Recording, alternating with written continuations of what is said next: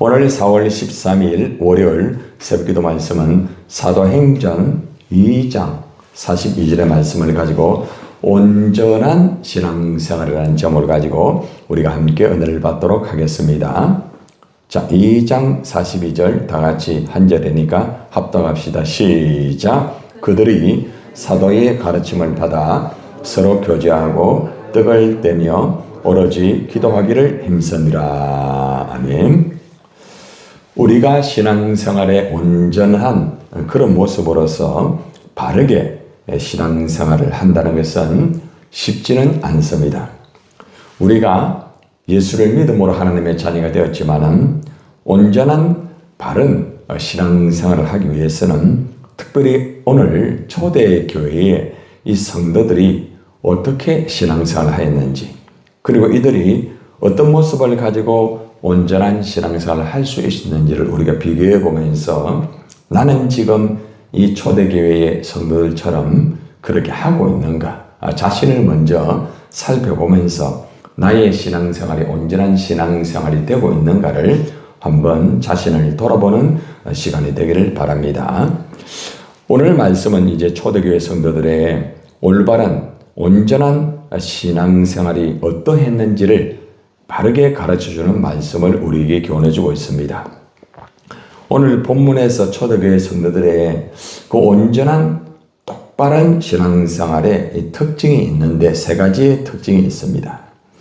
가장 첫 번째는 하나님의 말씀의 가르침을 받는 그러한 모습들이 이 성도들에게 있었다는 거죠. 오늘 말씀을 보면은 앞절에 보면은 그들이 사도의 가르침을 받아라는 말씀이 나오고 있습니다. 초대교회 성도들은 있잖아요. 사도의 가르침을 잘 받았습니다. 이 사도들이 말씀을 하나하나 가르칠 때에 이 성도들이 그 가르침의 말씀을 잘 받아가지고 그 말씀대로 이제 살아가는 모습을 보여주고 있습니다. 하나님의 말씀의 이 가르침을 바르게 받은 이 성도들은 이 신앙생활을 온전히 바르게 하게 되어 있습니다. 사람은 가르침을 받은 대로 알고 가르침을 받은 대로 그저 살게 되어 있습니다. 자녀들도 부모가 가르친 대로 그렇게 살게 되어 있습니다. 그래서 부모들은 자녀들을 바르게 잘 가르쳐야 되겠죠. 이 자녀들이 바르게 살아가기 위해서는 올바른 하나님의 말씀으로서 그죠? 자녀들을 잘 교훈하고 잘 가르칠 때에 자녀들이 온전하게 바르게 살아갈 수가 있고, 또 신앙생활도 마찬가지겠죠. 신앙생활도 바르게 잘 가르치면은 자녀들이 바르게 잘 그렇게 신앙생활을 할 수가 있습니다. 그러나 반대로 이것을 등한히 하게 되면은 자녀들은 바르게 살 수가 없죠. 자기 기준을 가지고 살아가게 되는 거죠. 성도들도 마찬가지겠죠. 그죠? 성도들도 하나님의 말씀의 가르침을 바르게 잘 받은 성도를 보면은 그 말씀대로 살아가게 됩니다. 그런데 가르침을 받은 대로 그렇게 가르침을 받지 못한 성도를 보면은 바르게 이제 살아가지 못하는 부분을 볼 수가 있습니다. 그만큼 이 사도의 가르침이라는 것은 그 신자의 영적 성장을 위한 가장 기본적인 것이며 또 어떻게 보면 가장 본질적인 것입니다. 그래서 항상 이 가르치는 이 사역이 굉장히 중요한 부분입니다. 예수님의 그 3대 사역 중에서 말씀을 가르치는 사역이 보면은 첫 번째 그렇게 나와 있습니다. 마태복음 4장 23절 여러분 잘 아시죠? 그죠? 예수께서 온 갈릴리에 두루 다니시사 그들의 회당에서 가르치시며 라고 말을 하고 있습니다. 그리고 난 다음에 천국 복음을 전파하셨다. 그러고 나오고요. 그 다음 순서가 모든 병과 모든 약한 것을 고치셨다. 예수님은 사역을 할 때에 가장 먼저 이렇게 보면은 말씀을 가르치는 사역을 먼저 하셨다는 거죠. 회당에서. 그러니까 오늘날로 말하면 교회 안에서 말씀을 잘 가르치고 교회 안에서 말씀의 가르침을 잘 배워야 됩니다. 그러니까 가르침을 받고 가르침을 잘 이렇게 받아들이는 자는 이 초대 교회의 성도들처럼 신앙의 생활이 올바르다는 거죠. 예수님께서 올바른 신앙생활을 가르쳤다는 거죠. 회당에서 먼저 가르쳤다는 거죠. 그리고 난 다음에 전도를 했어요. 그리고 난 다음에 약한 자와 병든 자를 돌봤다는 거죠. 이것이 거꾸로 되면 안 됩니다. 어려운 사람을 돕는 것은 잘하는데 전도를 하지 않는다든지, 또 전도는 하는데 하나님의 말씀의 가르침을 바르게 받지 못한다고 하면은 올바른 신앙생활을 할 수가 없습니다. 그래서 우리는 예수님이 어떻게 사역을 하셨는가를 말씀을 통해서 잘 봐야 돼요. 예수님은 가장 먼저 이렇게 말씀을 가르쳤구나. 그리고 전도를 하셨구나. 그리고 난 다음에 약한 자들을 돌보고 고치는 사역을 하셨다는 것을 우리는 알고, 우리가 예수님 말씀대로 그대로, 그죠? 그렇게 나아갈 때 우리의 신앙이 온전하게 되는 것입니다. 예수님께서는 제자들에게 특별히 마지막에 유언을 남길 때에 말씀을 가르치고 지키게 하라고 그렇게 예수님께서 제자들에게 마지막에 이 말씀으로 권면을 했습니다. 마태복음 28장 20절에 그 말씀이 나오죠. 내가 너희에게 분부한 모든 것을 가르쳐 지키게 하라. 한두 가지만 가르치는 것이 아니라 모든 것을 가르쳐라. 모든 것을. 여러분, 우리 성경에서 보면은 다양한 교훈의 말씀이 있습니다. 사람이 믿음 생활을 할 때에 교회 생활을 어떻게 해야 되는지, 그죠? 그리고 또 가정에서 어떤 생활을 해야 되는지, 또 직장에서는 어떻게 생활을 해야 되는지, 이웃과의 관계는 어떻게 생활해야 되는지, 다양한 각도에서 우리 하나님께서는 다양하게 하나님 말씀을 가르치고 있습니다. 우리가 한 가지에만 치우치면 안 돼요. 신앙이 이렇게 온전하고 건강한 사람은 이 밸런스가 잘 맞습니다. 좌우의 밸런스가 잘 맞아요. 건강한 사람은 걸음걸이가 발라요. 뒤에서 보면은 걸어가는 이 발걸음이 이렇게 바르게 잘 걸어가고 있습니다. 그런데 건강하지 못한 사람은 이제 한쪽으로 기울어지죠. 앉아있는 모습도 한쪽으로 기울어져 있고, 그 몸은 자꾸 상해지게 되는 거죠. 그래서 걸음부터 바르게 해야 되겠죠. 그죠? 우리의 걸음, 하나님 말씀의 걸음이 바로 돼야 됩니다. 여러분, 어저께 심이 좋았다라는 말씀 들으시면서 하나님이 어떤 사람을 심이 좋다고 해요? 하나님의 말씀대로 사는 사람. 그죠? 기억나시죠? 하나님의 말씀대로, 주의 말씀이 내 발의 등이요. 그죠? 내 길에 뭐라고요? 빛이다. 그렇게 했던 다윗이 그렇게 하나님 앞에서 올바르게 신앙생활을 하니까 하나님이 다윗을 보고, 야, 너는 내 마음에 드는 사람이다. 그렇게 하잖아요. 그래서 우리는 어떤 경우에도 하나님의 말씀을 잘 가르치고, 또 우리가 잘 이렇게 가르쳐야만 나 자신도 신앙생활이 바르게 되어 있고, 또 가르침을 받는 사람들도 신앙의 생활이 바르게 올바르게 될 수 있다는 것입니다. 특별히 목회자는 무엇보다 하나님의 말씀을 바르게 잘 가르치는 목회자가 되어야 됩니다. 또 목장의 지도자도 하나님의 말씀을 바르게 잘 가르치는 지도자가 되어야 됩니다. 지도자가 하나님의 말씀을 바르게 가르치지 못하면은 다른 것은 아무리 잘해도 힘들어지게 되는 거예요. 다른 것은 조금 부족하여도 하나님의 말씀을 가르치는 부분에서 바르게 잘 가르치게 되면은 이 뼈대가 튼튼하게 됩니다. 그러면 뼈대가 튼튼한 사람은요, 건강해요. 이 뼈대가 약한 사람은 아무리 많은 것을 먹고 한다 할지라도 힘든 거예요. 그래서 우리 신앙의 뼈대는 하나님의 말씀이라는 것입니다. 우리가 언제나 하나님의 말씀을 가지고 그죠? 잘 가르치고 그리고 잘 배워야만 온전한 신앙생활을 할 수가 있는 것입니다. 오늘날 이 많은 목회자나 또 많은 사람들을 보면은, 특별히 유튜브 방송에서 나오는 설교라든지 이런 걸 보면은 잘못되어 있는 자유주의 설교가 많아요. 그리고 자유주의로 가르치는 그런 목사님도 계세요. 또 신비주의, 또 인본주의, 또 혼합주의. 그러니까 하나님 말씀을 듣는다고 해서 다 듣는 게 아니에요. 바른 말씀, 올바른 말씀, 캐논, 잣대에 맞춘 바른 말씀을 바르게 듣고 바르게 깨닫는 것이 굉장히 중요한 부분입니다.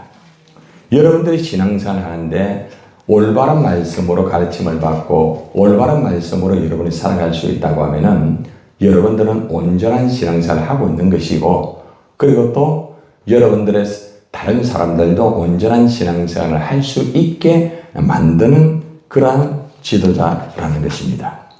그래서 우리가 무엇보다 항상 하나님 말씀의 가르침을 잘 받고, 그리고 하나님 말씀을 잘 가르치는 그러한 여러분이 되어야 되는 것입니다. 두 번째는 하나님 말씀의 가르침을 잘 받고 잘 가르치고 이런 것도 중요하지만은 오늘 말씀해 보니까 서로 교제하고 떡을 떼며라고 말합니다. 서로 교제하고. 하나님 말씀을 잘 가르치고 하나님 말씀을 잘 배우기는 배웠는데 교제를 잘 못하는 사람이 있어요. 그리고 떡을 뗀다는 것은 그죠? 조금 더 찐득한 그런 관계겠죠. 같이 떡을 떼는 사이라고 하면은 그죠? 굉장히 그 친숙한 관계라고 하고 있습니다. 우리가 신앙생활 하는데 하나님 말씀에 나름대로 가르치고 또 가르침을 받고 참 열심히 하긴 하는데 사람과 사람과의 관계에서 원만하지 못한 사람은 온전한 신앙생활이 되지 못해요. 그래서 십자가는 하나님과의 수직 관계죠. 가장 먼저, 그죠? 가장 먼저 수직 관계가 중요해요. 말씀으로, 그죠? 그 다음에 수평의 관계입니다. 사람과 사람과의 관계. 근데 여기 보면은 서로 교제하고, 서로. 여러분, 이 서로 교제하고 이것을 풀어보면은 동반자의 관계라고 말합니다. 동반자의 관계. 그리고 이것을 더 구체적으로 풀어보면은 함께 나눈다라는 이런 뜻이 있습니다. 서로가 교제를 하는 사람은 항상 서로가 동반을 하는 거죠. 그리고 함께 나누는 거죠.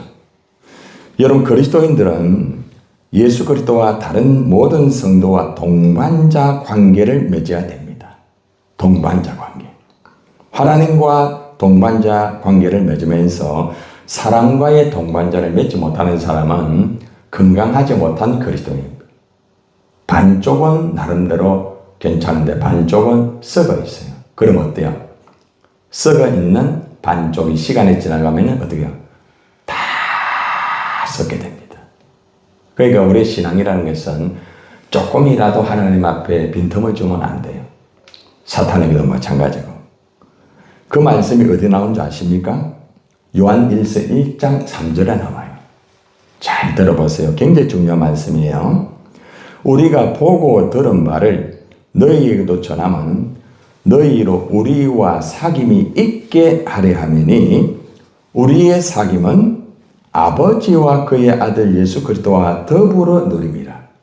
이것이 바로 하나님과의 관계의 동반과 사람과의 동반을 말하는 성경 구절이에요. 여러분, 성경에 이런 말씀이 있다는 거 알았습니까? 놀랍죠? 그러니까 우리가 서로 사귀고 우리가 서로 교제하는 것은 하나님 아버지와 예수 그리스도와 더불어 누림이라는 것입니다.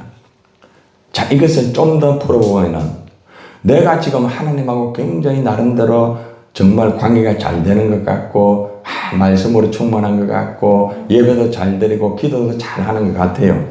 그런데 사람의 이 사귐과 관계가 원만하지 못해요.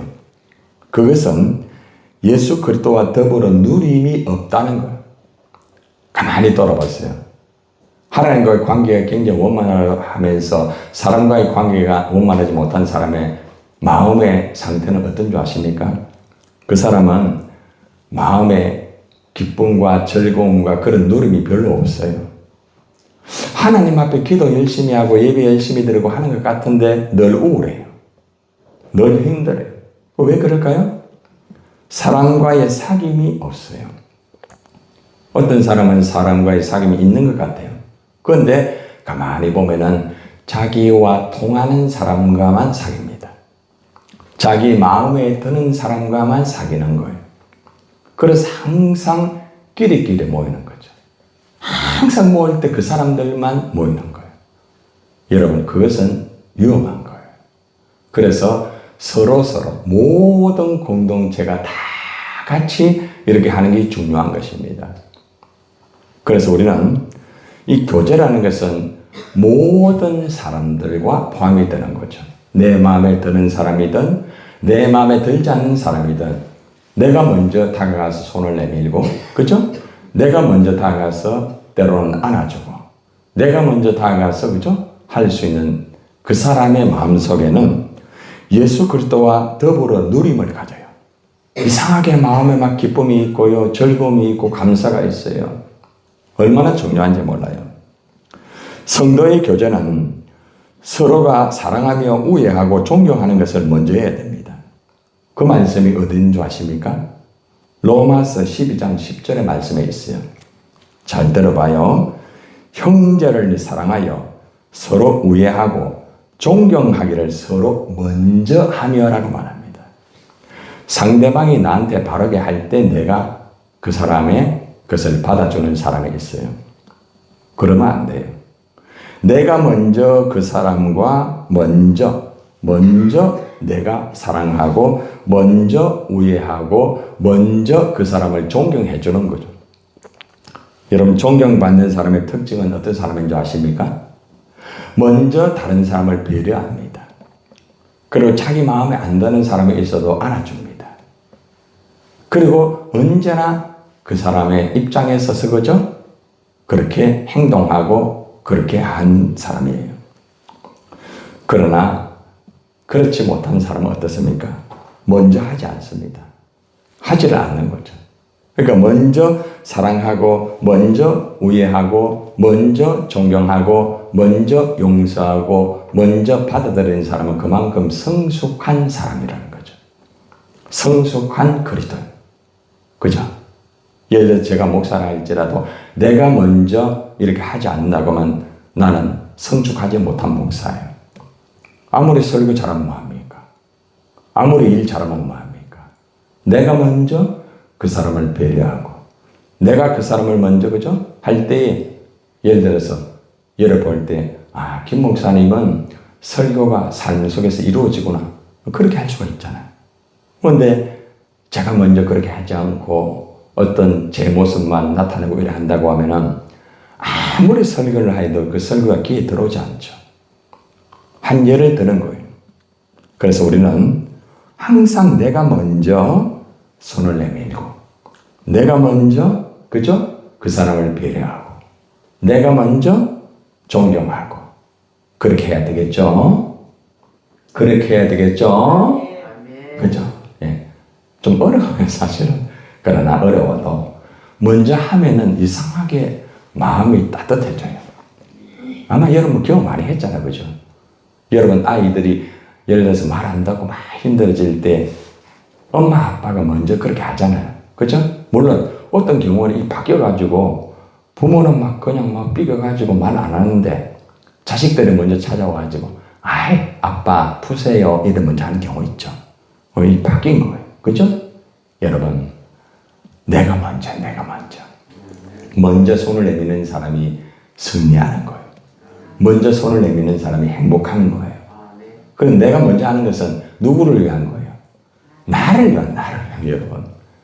그 사람을 위한 것 같지만은 내가 편하고 내가 오히려 감사가 되고 내가 오히려 행복이 이루어지는 거예요.